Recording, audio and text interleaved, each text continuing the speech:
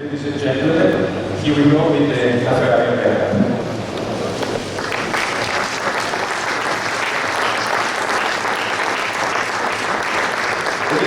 Salut tout le monde, alors on est au salon de l'auto à Paris, super édition chez Ferrari. Alors nous voici devant la LaFerrari Aperta.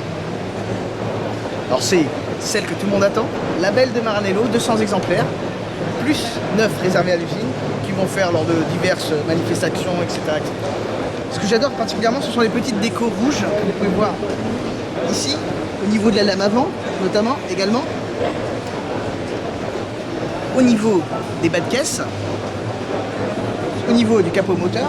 En gros, ça pousse la personnalisation, ça pousse le tailor-made et toutes les Aperta auront ces petits détails. Moi, j'aime bien les petits détails, ça fait toute la différence. Officiellement, la LaFerrari Aperta, c'est un modèle qui célèbre les 70e anniversaire, tout comme, on va dire, ses éditions spéciales.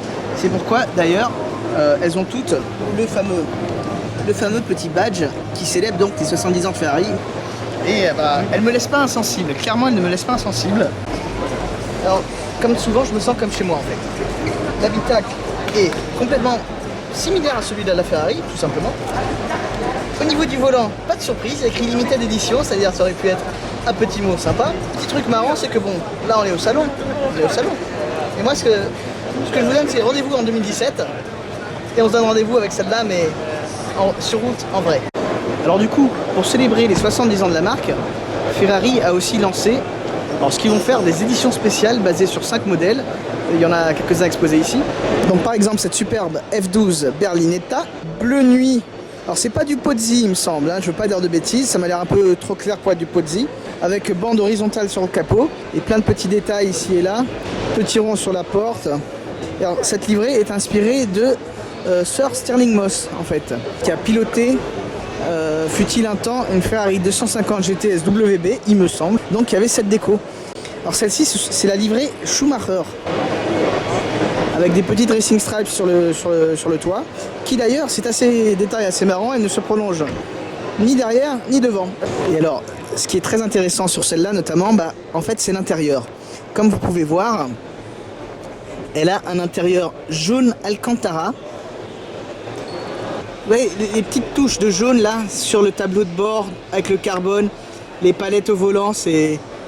Oh là là, je trouve ça super. En fait, elle me fait un peu penser à la Ferrari 599 Alonso Edition. Donc voilà, la 488 GTB Spider 70e anniversaire. Alors, la vidéo ne lui rend pas justice, hein. Elle est magnifique au niveau du verre, c'est un verre spécial. On dirait en fait du Tristrato, je suis pas sûr à 100%, mais bref. Elle a plein de petits détails tailor-made qui sont vraiment intéressants, du type les jantes dorées. Le petit macaron avec le numéro 25. Alors, comme je vous disais qu'il y avait un petit truc que j'avais pas du tout aimé sur cette voiture, c'est l'intérieur. Alors, un siège rouge, un siège noir, c'est pas trop mon délire. D'ailleurs, petit truc que je me disais sur celle-là, c'est en effet, elle est inspirée d'une 365 P2 de David Piper. C'était donc celle-là, il y en a eu 6 au monde, si j'ai bien compris. Mais oui, je sais lire. Ah, ça fait du bien de passer un peu à l'extérieur, j'ai super chaud. Vous me direz, Alex, enlève ton manteau. Eh ben non. Ça, c'est le Lexus Concept UX. En gros, c'est une sorte de 4x4. 4x4 tiré tout droit de Mad Max. Regardez-moi cette grille avant. C'est monstrueux. Il y a toujours l'ADN Lexus, ça c'est sûr. Mais c'est tellement monstrueux. Enfin, c'est ça que j'adore chez les concepts en fait. C'est leur look, leur gueule qu'ils ont. C'est... Oh là là. Regardez-moi ça. Ah, je sais pas comment ils font pour s'asseoir là-dessus, hein, mais bon. C'est aussi la beauté des concepts, hein, et la beauté des concepts, ils font des trucs un peu foufou. La grosse différence, on va dire, c'est que beaucoup de concepts, malheureusement, ne voient jamais le jour. Et c'est dommage d'ailleurs, parce que quand on voit ça, très franchement, je me dis qu'il y a beaucoup de gens qui seraient prêts à l'acheter. On est au salon de l'auto, hein, mais bon, façon VIP avec mon pote Pierre-Emmanuel, GPO Auto. Et on est en golfette, parce que marcher, c'est compliqué. Alors l'hospitalité chez Volkswagen, c'est toujours le top du top. À tous les salons de l'auto, Volkswagen et leur fameux currywurst. C'est absolument délicieux, c'est des saucisses avec une sauce barbecue bizarre. Si vous sentez l'âme d'un pilote, hein, vous pouvez toujours essayer de piloter cette Toyota GT86. Hein. Ouais, j'aime bien quand dans les salons il y a des petits trucs comme ça, des petites animations, très interactifs en fait. Alors comme vous pouvez voir à l'intérieur, c'est particulièrement sympa. En fait, il y a un gros écran en mode 360. Alors chez Toyota, ils ont carrément ramené une demi-voiture LMP1. On peut rentrer à l'intérieur quoi. Ah oui d'accord, il est beaucoup plus agile que moi en fait. D'accord, ok. Ah ouais. Alors s'il y a un truc qu'on vous dit pas dans un salon, c'est qu'on marche beaucoup. Alors dans un salon de l'auto aussi, il y a un truc qui est super important, c'est la présentation des stands. Et là pour le coup, j'en ai déjà fait quelques-uns, mais je pense quand même que Audi remporte haut la main le stand de l'originalité, de la... Le stand qui éblouit on va dire. Alors, il est vraiment très très joli. Genre, regardez-moi déjà, ça commence avec ce plafond cubique, on va dire ça, on va appeler ça comme ça. Et t'as des écrans de tous les côtés, on dirait que c'est une pluie de LED. Vous savez, ça fait penser au screensaver de Windows, l'ancien, là où il y avait plein de petits trucs comme ça qui avançaient comme ça. J'aime beaucoup. Il y a des voitures aussi. Une autre petite surprise assez sympa sur le stand Audi, c'est cette RS3 LMS. J'ai l'impression de la voir partout, cette BMW i8. Après ça, c'est quand t'as vraiment la flemme de marcher. Hein. Alors ça, c'est le nouveau concept X2. Regardez, j'aime beaucoup ces pots d'échappement intégrés à la voiture, donc au pare-choc arrière. C'est badass au possible. Ça me fait penser à des pots de Carrera GT un peu aussi. Avec les concepts, en fait, ils font une telle débauche d'énergie et d'innovation. Les modèles sont toujours complètement dingues, souvent très différents, on va dire, des modèles de série qui sortent au final, hein, d'ailleurs. Alors on arrive chez Mercedes, on va voir qu'est-ce qui nous prépare. Je pense qu'il y a... Oh là là, déjà je vois un truc sympa, je vais vous montrer ça tout de suite. Donc la fameuse vision Mercedes Maybach 6. Alors que je l'avais déjà vu à Pebble Beach ainsi qu'au salon de Chantilly, des concours d'élégance. Mais c'est la première fois qu'on va dire que je peux vraiment m'attarder dessus, notamment sur les jantes. Alors regardez-moi ça. En fait, je trouve ça un peu kitsch, très franchement, mais pourquoi pas. Une question un peu bébête, pourquoi 6 ? Parce que c'est 6 mètres de longueur, tout simplement. On ne m'enlèvera pas de l'esprit qu'elle fait penser énormément à la Maybach Exelero. Vous savez, le modèle unique, avec sa magnifique peinture Green Hell Magno. Alors évidemment, ce qui est intéressant sur cette voiture, surtout, c'est au niveau du bruit.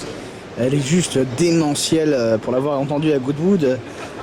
C'est vraiment impressionnant, hein, au niveau du bruit c'est quelque chose. Hein. Ah, pour le coup je me demandais, je trouvais la AMG GT un peu fade moi personnellement, mais là ils ont vraiment fait très très fort avec la AMG GTR. En gros jusqu'avant c'était pas la digne héritière de la SLS à mes yeux en fait. Pour moi elle a été transformée en fait. Elle est nouvelle, elle est violente au possible. Bon allez maintenant on va rentrer dans la AMG GTR, on va voir ce que ça donne. Donc voilà, on est dedans, la AMG GTR. Et je suis avec mon pote Pierre-Emmanuel. Salut.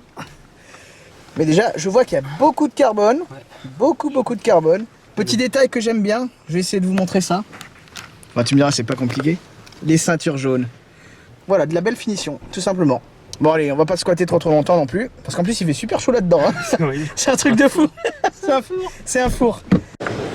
Alors, Smart peut être capable du meilleur comme du pire. En l'occurrence, là, c'est quand même du pire. Ouais, je vous laisse juge du truc, quoi. Alors nous sommes au pavillon 8, qui est un pavillon dédié au cinéma. Donc il y a des voitures de films, et c'est assez intéressant. On va commencer par celle-ci, qui est derrière moi.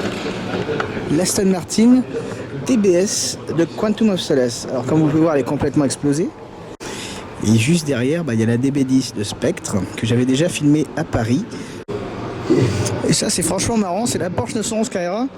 Sally Carrera du film Cars. Donc là regardez au niveau de la proportion, c'est vraiment marrant, c'est vraiment mignon en fait. On dirait d'ailleurs c'est un petit jouet quoi. Et ça du coup c'est une voiture complètement mythique de mon enfance, donc alors la fameuse Cadillac des Ghostbusters, chasseur de fantômes en français. Ah, ça rappelle des bons souvenirs quand même, hein. Surtout le premier, il était magnifique. Alors aussi on peut pas faire une expo sur les voitures des films sans mettre la fameuse DeLorean C12 de Retour vers le futur. Ça c'est un incontournable. Ah, et ça, il y a vraiment, on va dire, ceux qui connaissent vraiment, c'est la voiture de Christine, le fameux livre de Stephen King, du coup qui a été fait en film aussi. Donc en gros c'est une voiture qui est tueuse. Lorsque le protagoniste se met au volant de la voiture, bah, il change complètement de personnalité, il devient violent, etc. Enfin bref. Super livre d'ailleurs et film aussi du coup que je vous conseille, mais quand même le livre un peu mieux.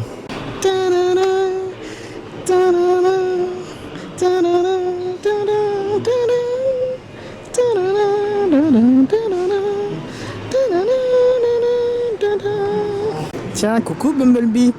Deux grosses voitures mythiques, des américaines. Alors la Ford Mustang de Bullitt, la Ford Mustang 68. Et là, bah écoutez, la Dodge Charger General Lee, comme on dit, qui est très connue pour avoir du coup le drapeau confédéré sur son toit. Encore une autre voiture mythique, la Toyota Supra de 1994.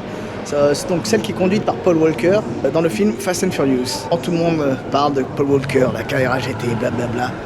Arrêtez quand même. Arrêtez. Alors là, on va tester une expérience de 4D chez Seat. Then on the right-hand side of the goggles, you will... C'était sympa, c'était original. Bah, c'est une façon nouvelle de présenter, on va dire, les choses. C'était une conférence de presse alliée à en gros, quelqu'un qui conduisait. Toi, t'es passager, tu suis en tant que caméra à côté. Et du coup, bah, j'ai en profité pour vous montrer le nouveau Seat. Donc c'est le Seat ATK. Alors ce qui est marrant aussi, c'est de voir à quel point les SUV, et malgré le fait que l'électrique soit de plus en plus représenté, le marché du SUV, des 4x4, il reste quand même assez actif, je trouve. Une sorte de vert satiné avec des accents bronze, c'est pas mal. Alors il y a également la Honda Civic Type R. Alors c'est un prototype encore pour le moment, mais elle est particulièrement ultra violente. Alors j'adore. Elle est complètement, on dirait une voiture de rallye limite le truc. Regardez-moi ça, c'est une bombinette. Alors je sais que la Honda Civic de façon générale c'est une voiture que beaucoup de gens aiment, elle est très plébiscitée. Alors là c'est celle-là, mais elle est absolument démentielle. Elle a une sorte de peinture mate satinée, mais c'est dommage, ça la rend très badass en mode Dark Knight, etc. Mais aussi ça fait un peu... j'aurais aimé quand même quelque chose de plus coloré. J'aime bien les couleurs, comme vous savez bien. Alors, nous sommes dans la salle spécifique dédiée à la DS e-Tense. Alors, vous savez, c'est la voiture qui a gagné le Best of Show du concours de Chantilly. On est dans une salle complètement noire. C'est vraiment sympa ce qu'ils ont fait. Avec, vous voyez, derrière moi, il y a des miroirs. Du coup, ça donne un effet infini, vous savez. Elle est vraiment très bien mise en valeur sur son piédestal. On dirait un bijou dans son écran, en fait. Alors, la Citroën e-Tense... Excusez-moi, donc la DS e-Tense, parce qu'il ne faut pas confondre avec Citroën évidemment du coup, que DS maintenant c'est sa propre marque. Elle est vraiment bien mise en valeur. Alors ça c'est la Renault Trésor, c'est sa world première. Et alors elle a un nom un peu gnangnan, vous me direz, Trésor, enfin tout du moins en français. Mais quand même elle est super violente. Elle fait 108 cm de haut. Et ce qui est intéressant en fait, mais qu'on ne peut pas voir ici, c'est que ça s'ouvre comme ça, le petit tac-bitac, tchac, il s'ouvre comme ça. C'est-à-dire en fait il n'y a pas de porte ou autre, c'est un mécanisme assez ingénieux. Alors après ce qu'on pourra toujours un petit peu reprocher au concept, malheureusement, c'est de pas vraiment voir au final tout ce qu'un... tiens regardez, hop là. Ah là là, ce mécanisme. Donc voilà, comme je vous ai dit, il y a le petit truc qui se soulève, donc entièrement mécanique. Et pas besoin de porte, pas besoin de... Plutôt sympa. Donc ouais, ce que je disais au niveau des concepts, du coup c'est dommage qu'on voit pas vraiment, on va dire, la suite des bonnes idées sur des modèles de série. En tout du moins, c'est mon avis. Donc on est ici au Mondial de l'Auto avec le billet auto. C'est ça. Alors, on est sur le stand Ferrari, t'en penses quoi? C'est pas mal. Il y a beaucoup de jolies choses, il y a beaucoup de jolies courbes, il y a beaucoup de jolies voitures. C'est pas faux. Je pense quoi, on va dire des petits exemplaires édition limitée, les 70, pour fêter les 70 ans, t'en penses quoi? C'est très bien travaillé, je trouve que le packaging est vachement bien fait. Ouais. Les coloris sont très bien choisis. Ouais. Et après c'est vraiment très subjectif au niveau de on aime ou on n'aime pas. Moi très clairement je suis client de ce marron, je suis très client du Marine, de la F12. Pas fan du marron. De la F12 Berlinetta qu'on a là-bas. Ouais. Dès qu'une voiture a une plaque numéro blanche ronde sur la portière, C'est vrai. comme la 488 qu'on a derrière, moi j'achète de suite. Et puis moi j'adore le siège rouge, le siège noir à l'intérieur, je trouve que ça donne un côté complètement décalé. C'est un petit peu improbable sur une Ferrari, même si Ferrari fait ça depuis des années. Allez regarder sa chaîne YouTube, ici, Et abonnez-vous. abonnez-vous. Et À la merci, prochaine. merci à toi Alex, et puis très bon salon, profite bien. Bah écoute, toi aussi mec, hein. À la prochaine. Vas-y, ciao. Ciao.